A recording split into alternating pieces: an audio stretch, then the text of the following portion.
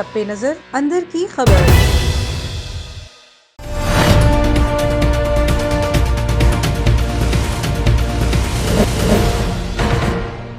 बिस्मिल्लाहिर्रहमानिर्रहीम। अस्सलाम वालेकुम नाजरीन, A1 टीवी की हेडलाइन के साथ मैं हूं आरिफ सैयद। चंद मखसूस शोबे बंद रहेंगे, बाकी सब खोल दिए जाएंगे।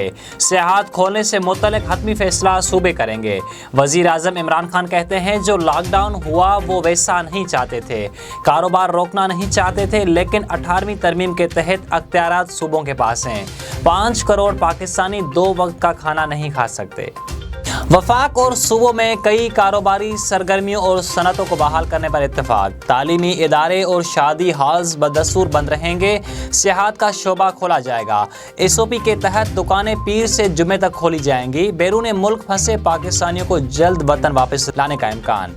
वजीर आजम की ज़ेरे सदारत कौमी राब्ता कमेटी के इजलास में फैसले।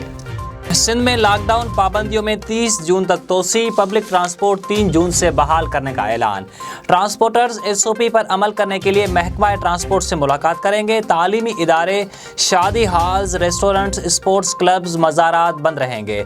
सुबह 6 से शाम 7 तक कारोबारी सरगर्मियों की इजाज़त होगी। होटल्स और रेस्टोरेंट से टेक अवे की इजाज़त होगी। हुकूमत बलोचिस्तान ने स्मार्ट लॉकडाउन में 15 दिन की तोसी कर दी। कारोबारी मराकज़ हफ्ते से जुमेरात सुबह 9 से शाम 7 बजे तक खुले रहेंगे। दूध की दुकानें, तंदूर, मेडिकल स्टोर्स पूरा हफ्ता खुले रहेंगे।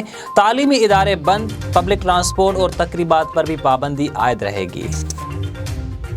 A1 टीवी से फिलवक्त इतना ही। मज़ीद बाखबर रहने के लिए देखते रहिए A1 टीवी या हमारी वेबसाइट विजिट कीजिए a1tv.pk।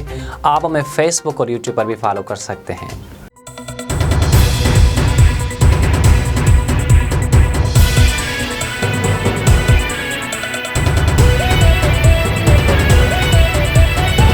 A1 टीवी, सब पे नजर अंदर की खबर।